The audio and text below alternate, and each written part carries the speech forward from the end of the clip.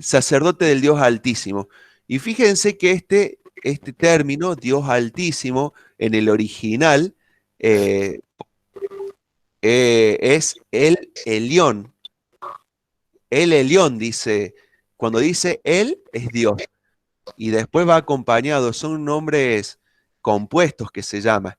Hay muchísimos nombres eh, eh, compuestos en la Biblia, que es muy lindo estudio también.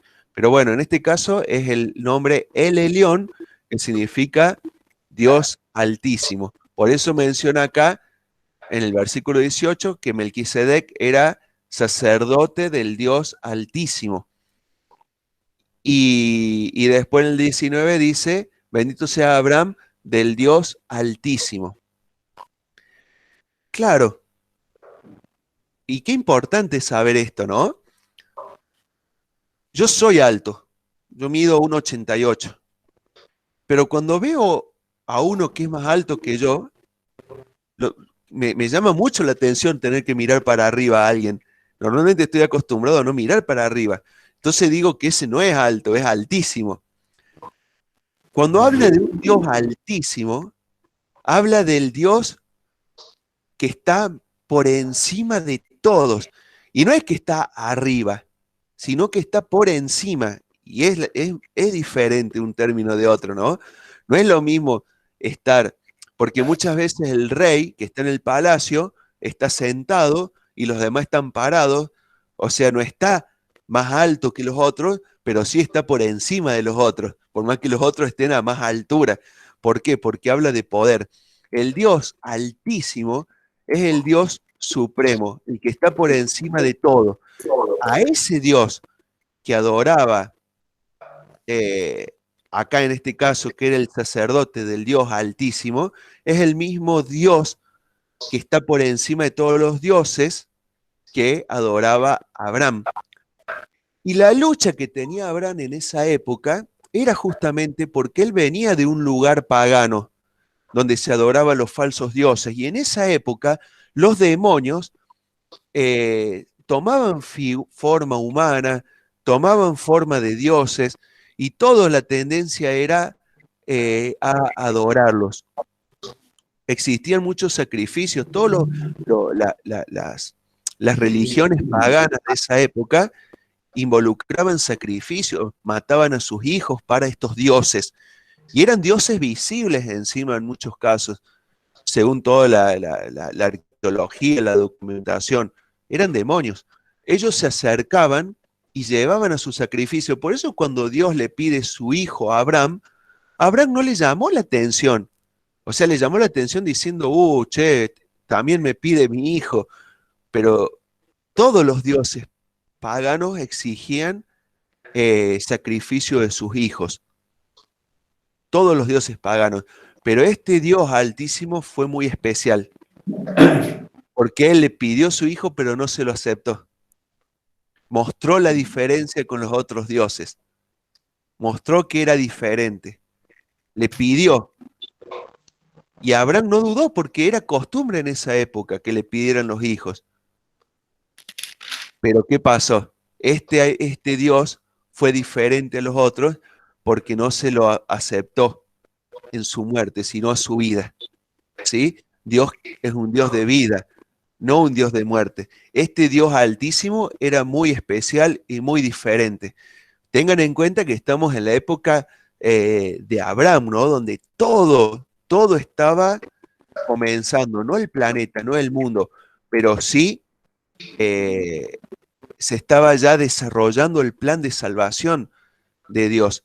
Entonces tomó a Abraham y Abraham lo bendijo. Pero aparece este extraño personaje llamado Melquisedec. Y después dice, 14:19, ¿no? Y le bendijo, 14:18, y sacó pan y vino. Y lo bendijo diciendo, bendito sea Abraham, del Dios Altísimo, creador de los cielos y de la tierra. Y bendito sea el Dios Altísimo, que entregó tus enemigos en tu mano. Y le dio a Abraham los diezmos de todos, de todo. Bueno, Eh, Acá van a salir con respecto a quién era este Melquisedec. Fíjense, vayan anotando mentalmente, aunque sea teniendo en cuenta todo lo que se va diciendo de Melquisedec. Primero, que era rey de Salem. Salem eh, se piensa que era Jerusalén, ¿no? Jerusalén, como ustedes saben, eh, Jerú significa casa, Salem viene de Shalom, que significa paz, entonces Jerusalén es casa de paz, y este rey de Salem era rey de paz. Primer término que llama la atención, ¿no? Eh, Hay tres posturas con respecto a Melquisedec. Tres posturas o tres teorías o tres pensamientos, podemos decir. Por un lado, que era una persona común y corriente, que era rey y que era sacerdote y que, bueno, eh, sigue toda esta historia, que no se conoce su descendencia, ni se conoce a sus padres, y bueno, pero que los tuvo y que fue normal.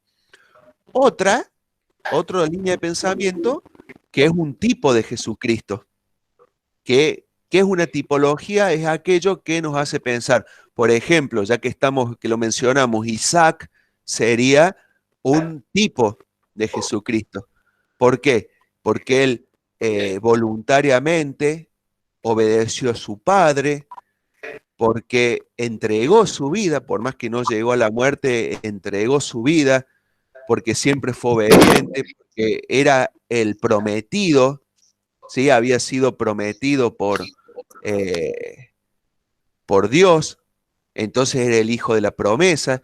Entonces, con todas esas, uno puede decir, sí, era un tipo de Jesucristo. Hay muchísimos tipos, José, Daniel, encontramos muchísimos que podemos decir, sí, nos enseña directamente a Jesucristo. Pero un tercer pensamiento es que es una cristofanía, que es una encarnación previa del Señor Jesús en esa línea. Yo creo un poco en las tres, ¿no?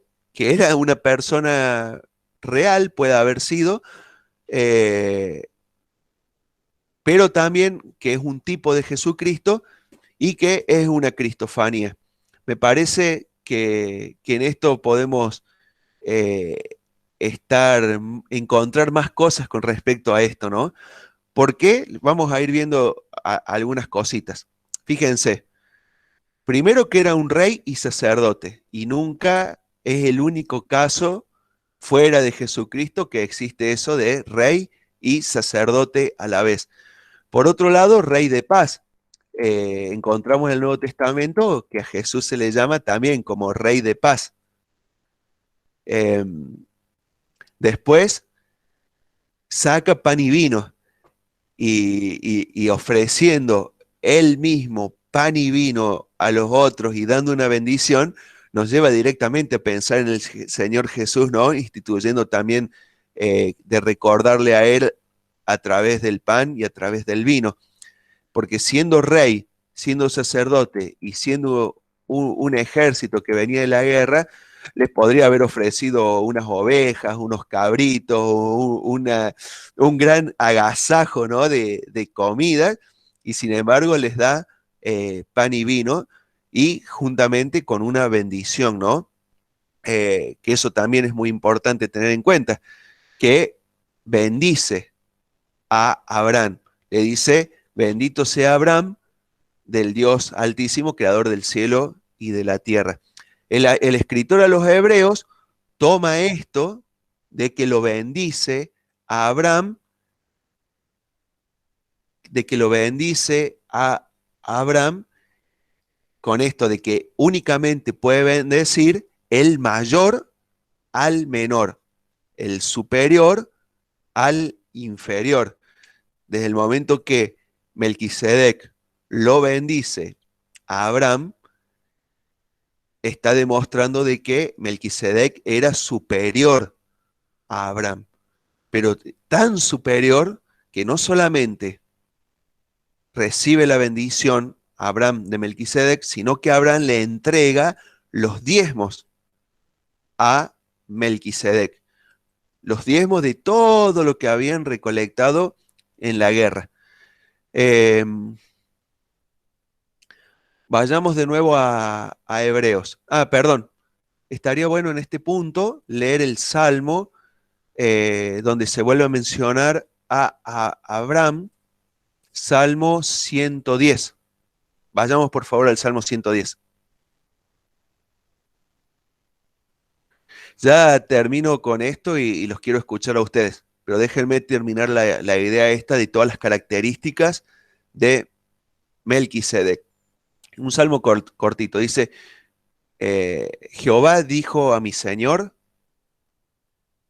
fíjense, este es un salmo mesiánico de pura cepa, ¿no?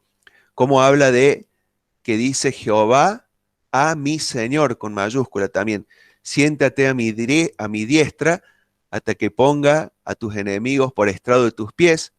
Jehová enviará desde Sión la vara de tu poder, domina en medio de tus enemigos. Tu pueblo se te ofrecerá voluntariamente en el día de tu poder, en la hermosura de las santidades del seno de la aurora. Tienes tú el rocío de tu juventud. Juró Jehová y no se arrepentirá. Tú eres sacerdote para siempre, según el orden de Melquisedec. El Señor está a tu diestra, quebrantará a los reyes en el día de su ira, juzgará entre las naciones, la llenará de cadáveres, quebrantará la cabeza la cabeza en muchas tierras, del arroyo beberá en el camino, por lo cual levantará la cabeza. Este salmo hace referencia directamente al Mesías, que viene como gobernante, como rey, pero como Dios, como Señor, y heredero y como sacerdote también, ¿no? Según el orden de Melquisedec. Este salmo trastornó a muchísimos durante mucho tiempo, porque otra vez les presentaba este Melquisedec que nadie sabía, no tenía descendencia, era sacerdote, pero antes de que existiera Leví, siendo que el sacerdocio se instituyó a partir de los levitas. Entonces, ¿qué pasaba acá? Había cosas muy extrañas. Y bueno, el escritor a los hebreos como que logra enlazar y darnos a entender qué significaba todas esas cosas extrañas. ¿Cómo era posible? ¿Cómo era posible que sea Dios, que sea sacerdote, que sea rey? ¿eh? Y bueno, pensando en todas estas maravillas que recién los cristianos podemos llegar a entender un poco más, eh, a mí directamente me llevó a pensar en Juan 1.1, ¿no? En el principio era el verbo y el verbo era con Dios y el verbo era Dios, que ahí nos habla, en el principio era el verbo de la preexistencia de Dios, y el verbo era con Dios, de estar todo el tiempo con Dios, de la actual soberanía de Jesucristo, y que el verbo era Dios, de la deidad de Jesucristo. ¿Cómo nos va marcando todo eso, no? Y Melquisedec justamente nos hace pensar en eso, nos hace pensar en que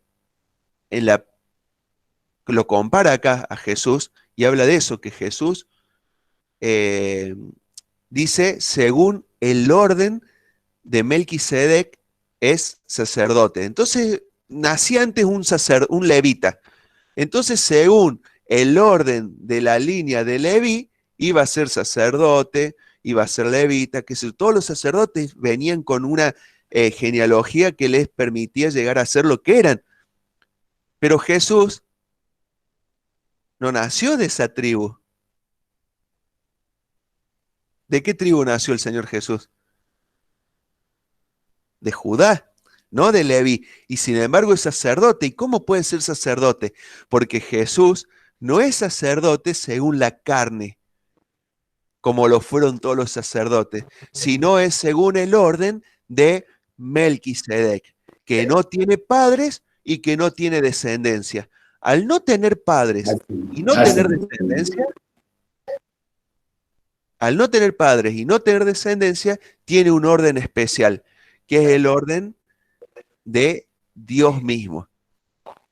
Sigue diciendo, estamos en Hebreos, capítulo 7, versículo 2. Miren, que ahí dice, Abraham le dio los diezmos,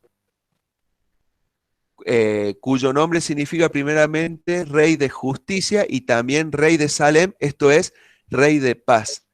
¿Quién es rey de justicia? ¿Quién es rey de paz?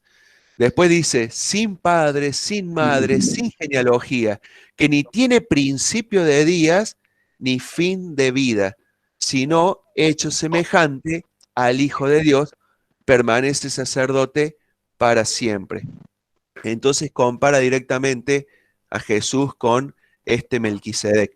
El Señor Jesús siempre fue, en el principio era el Verbo, o sea, en el principio ya era el Verbo. Los que tuvieron la posibilidad de estar con Evis Carballosa en ese link que mandé, ahí dedicó mucho tiempo explicando esto. No es que en el principio fue el Verbo, sino que en el principio ya era el Verbo. En el principio ya estaba viviendo el Verbo. Eso habla de la eternidad de Jesucristo. Y el Verbo era con Dios y el Verbo era Dios. Y acá está hablando de eso, ¿no? Sin genealogía. Ahora,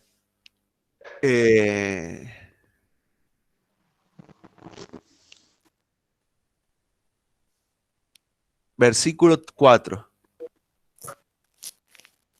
Considerad pues cuán grande era este, a quien aún Abraham, el patriarca, dio diezmos del botín.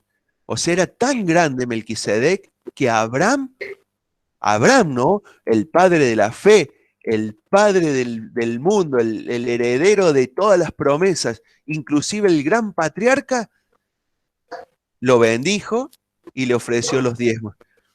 Ciertamente los que de entre los hijos de Leví reciben el sacerdocio tienen el mandamiento de tomar del pueblo los diezmos según la ley, es decir, de sus hermanos, aunque estos también hayan salido de los lomos de Abraham.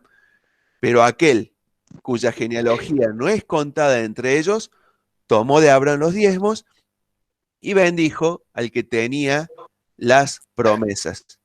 Y sin discusión alguna, el menor, o sea, Abraham, es bendecido por el mayor, o sea, Melquisedec.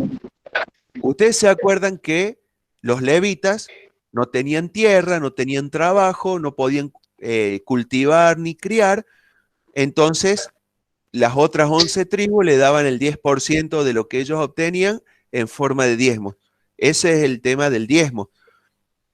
Por eso era importante. Entonces los levitas tenían el 110% de todo, ¿no? O más que las otras tribus, porque las otras tribus se quedaban con el 90%, cada tribu, ¿no?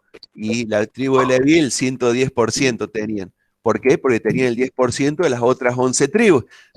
Fíjense cómo eran más bendecidos, porque justamente estaban encargados de custodiar los santos. Dice el versículo 8 y 9, y aquí ciertamente reciben los diezmos hombres mortales, pero allí uno de quien se da testimonio de que vive. Y por decirlo así, en Abraham pagó el diezmo también Leví, que recibe los diezmos. Más fácil, la NBI. ¿Quién la tiene? ¿Vos, Pa, tenías la NBI? Lea el versículo 8 y 9, que ahí está más claro. Acá como que en la Reina Valera se enrieda un poquito, no es difícil entenderlo, pero es más fácil de entender en la NBI. Sí. Bueno, el 7 dice, bueno, que es indiscutible que la persona que bendice es superior a la que recibe bendición. En el caso de los levitas, los diezmos los reciben hombres mortales. En el otro caso, los recibe Melquisedec, de quien se da testimonio de que vive. Ay, Hasta perdón. podría decirse que...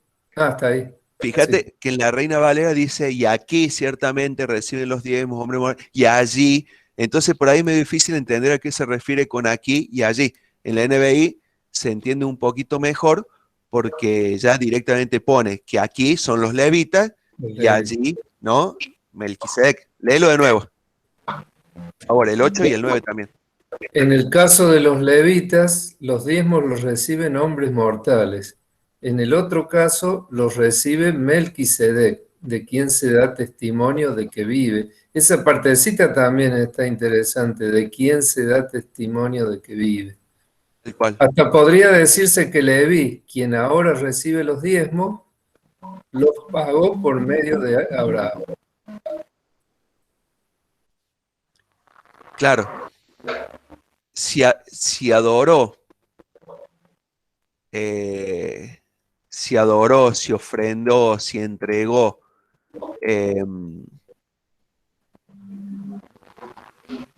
Abraham a Melquisedec, si hubiese estado Levi, hubiese hecho lo mismo, es lo que está diciendo ahí, ¿no?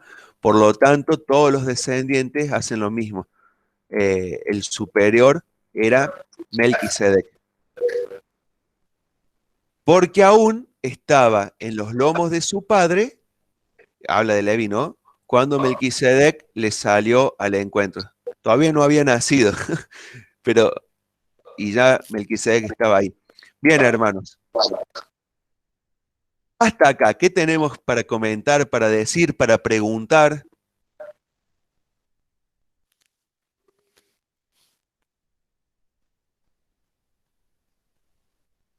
¿Fuimos muy rápido? Me parece que no, ¿no? ¿O sí? Muy bien. Este tema del Melquisedec es uno de los temas también bastante profundo y difícil. Hay que recordar que cuando vamos un poquito más atrás de la escritura, el capítulo 5, el verso 11, finaliza hablando de Melquisedec. Hay después en el capítulo 6 un largo paréntesis que estuvimos estudiando, pero dice, acerca de esto, está hablando de Melquisedec, ¿no es cierto? Tenemos mucho que decir y difícil de explicar. Entonces ahí el escritor dice que, bueno, no podía avanzar mucho porque los hebreos a los cuales iba destinada la carta se habían hecho tardos para oír, etcétera. O sea, inmadurez espiritual, inmadurez de entendimiento, conocimiento. Pero aparentemente ahí en el capítulo 7 ya avanza un poquito. Lo que nos da a entender que este tema es un tema para los maduros, es lo que dice ahí en el capítulo 5, ¿no es cierto? Es para los maduros.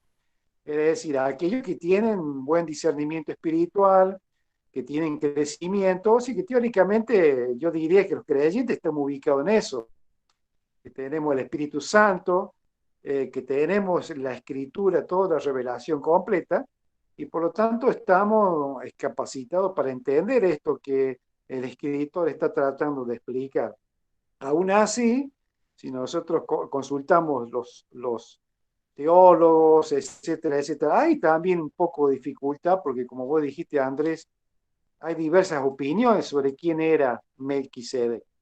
Pero a mí me parece que hay una inclinación, me parece, no los consulte a todos, no sé, los comentaristas, pero hay una inclinación mayoritaria de que este Melquisedec era una figura histórica y simbólica.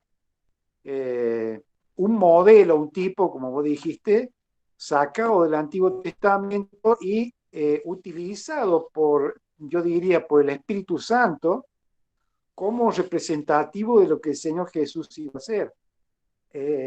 No me parece, no creo, yo estoy en esa posición, de que era un hombre mortal, no era un ángel, no era el Señor Jesús encarnado o preencarnado, porque la encarnación del Señor Jesús fue única y ocurrió con María, no hubo anterior encarnación. Hay que ver que allí en el capítulo 7 leímos recién que este Melquisedec dice que no tiene genealogía, padre, madre, ni final de días. Es decir, si nosotros tomamos literalmente eso, tendríamos que creer entonces que cuando el Señor Jesús nació, incluso antes de nacer, Melquisedec seguía vivo entonces. Si no tenía padre ni madre, o sea, en realidad no es que no tenía padre ni madre, era un ser mortal como cualquier otro, fue hecho sacerdote misteriosamente por Dios, no relata nada de la Escritura, no dice quién era sus padres, no dice quién era su madre, no revela cómo fue hecho sacerdote, ni tampoco revela cómo fue su historia y su final y su muerte. Y como su vida es un misterio utilizado allí como ese modelo. Era un sacerdote establecido por Dios. ¿Y con qué autoridad? Y con la autoridad divina, porque Dios dispuso en su soberanía ese sacerdocio. Cómo lo llevó adelante, cómo era su forma, no se sabe nada, pero era un sacerdote reconocido y respetado en su tiempo, porque cuando Abraham se encuentra con Melquisedec, le rinde todos los tributos, me da la impresión, no recuerdo, pues parece como si se inclinara delante del sacerdote Melquisedec con todo respeto y le da los diezmos, es decir que Abraham lo conocía, era muy conocido en su tiempo y respetado, y yo creo de que Abraham lo tenía precisamente como sacerdote de Dios y le da los diezmos. Y dice que este sacerdote Melquisedec lo bendice. Es decir, entonces que Melquisedec era una figura histórica, un sacerdote de Dios, establecido por Dios, pero la escritura, al no revelar su vida, quién eran sus padres, su origen, y tampoco revela su final, es colocado allí entonces como un modelo utilizado por el Espíritu de Dios de lo que sería el sacerdocio del Señor Jesús. Es decir, sin origen, sin final, un sacerdocio eterno. Para mí yo creo que esa es lo que la Escritura está tratando de revelar allí, hablando del sacerdocio del Señor Jesús, que era un sacerdocio mejor, un sacerdocio mejor por esos hechos de que el Señor Jesús no iba a tener nunca final porque es un ser eterno, un sacerdote para siempre, que vive para siempre para interceder por nosotros. Me parece que así, en forma sencilla, yo lo explico ese tema de Melquisedec. No sé si alguien tendrá otra opinión distinta.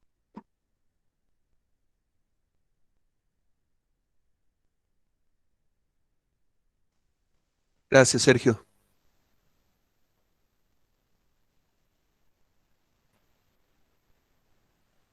¿Alguien quiere hacer alguna observación o preguntar algo al respecto?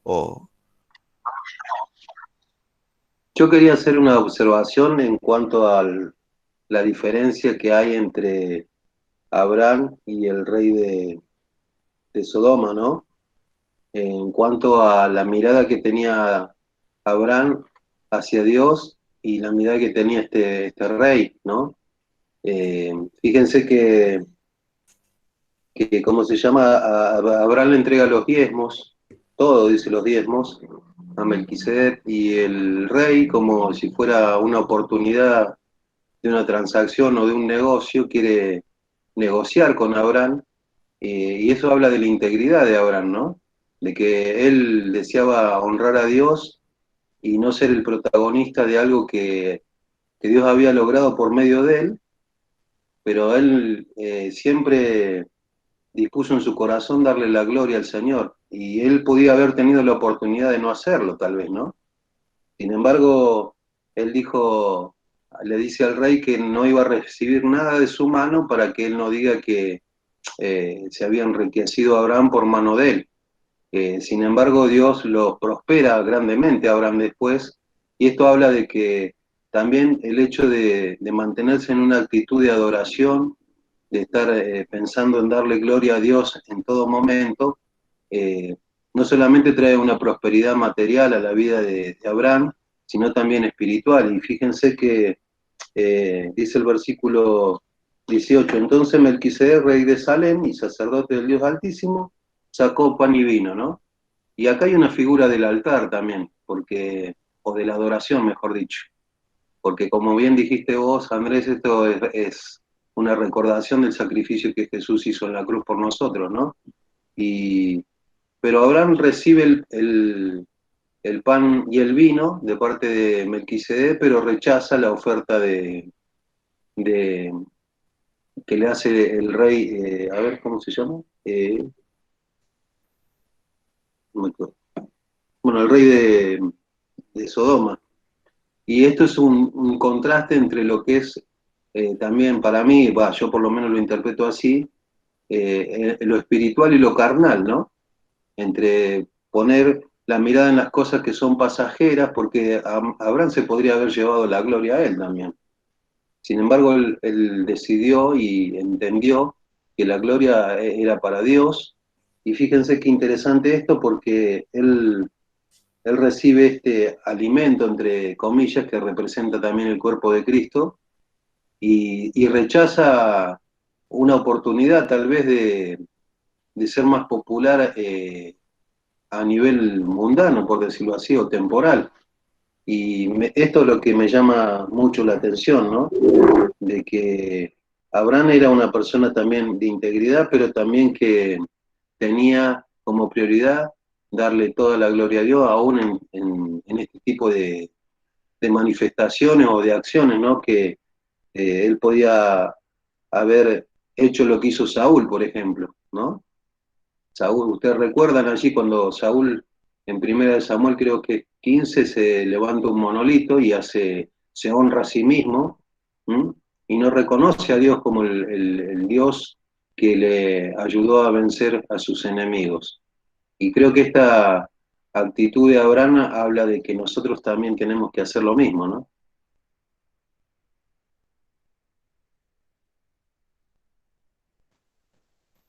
Tal cual, es que todo esto está siendo un llamado a nosotros.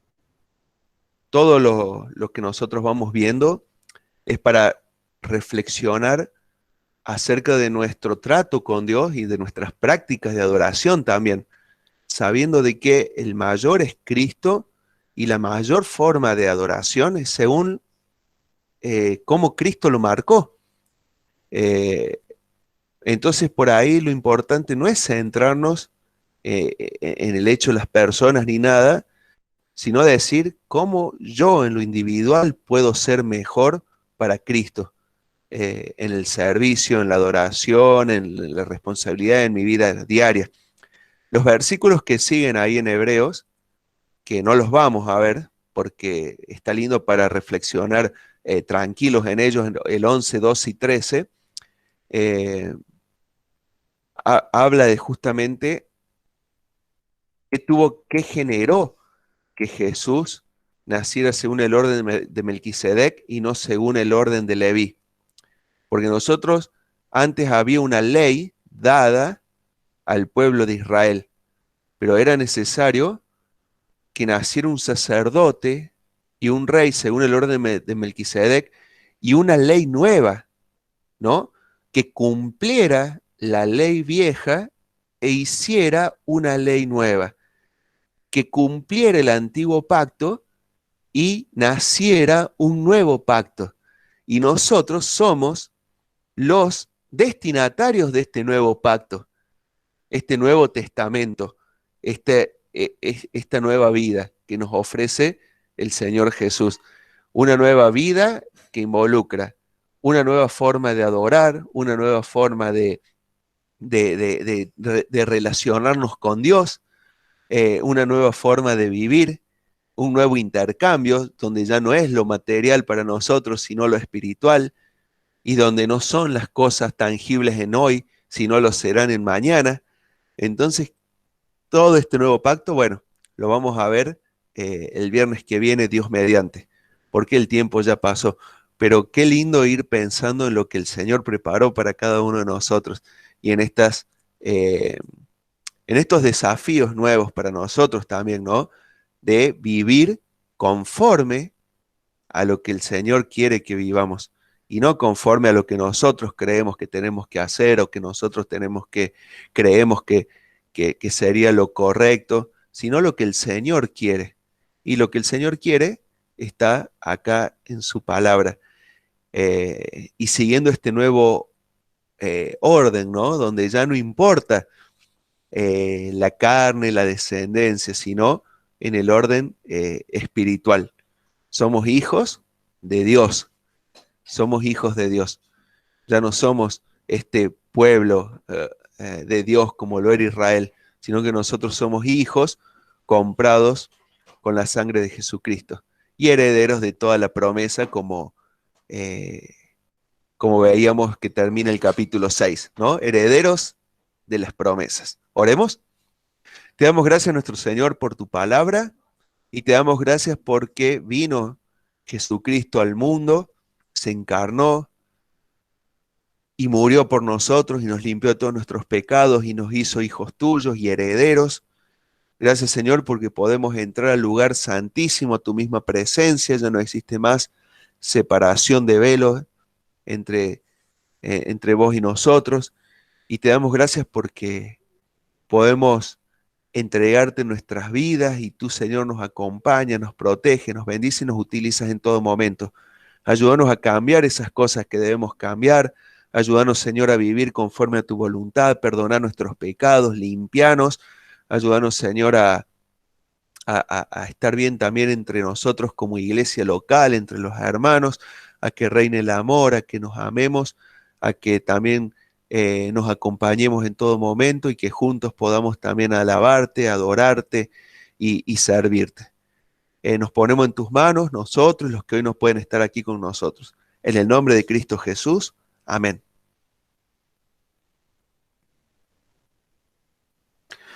Bueno, hermanos. Hola, Ivana. No te saludé a vos cuando te escuché leer. Dije, uy, no la saludé a Ivana. Es que justo allá habíamos largado. Espero que estés ahí, no te hayas dormido. Que tampoco te hayas congelado. Abríguense, abríguense. ¿Cómo dice? Hola Ah, Andrés, hola. hola, Iva. ¿Cómo va eso? ¡Hola! Hola, hola. ¿Qué haces, amigo? ¿Cómo andamos? Todo bien, todo tranqui. Oremos por Ramón. Ramón me escribió que estaba mal de salud, que estaba engripado, así que mañana no va a estar él en los adolescentes, me pidió que lo reemplazara, así que también acompáñennos a nosotros que vamos a estar ahí, sí, nosotros que vamos a estar acompañando a los chicos, que pueda ser también de bendición mañana a la tarde para este lindo grupo que se reúne. Le había dicho a doña Elisa que íbamos a pasar el videíto para que lo pueda ver. Esperemos que se vea. Tienen la libertad de retirarse los que ya se hayan hartado de verlo. Yo lo debo haber visto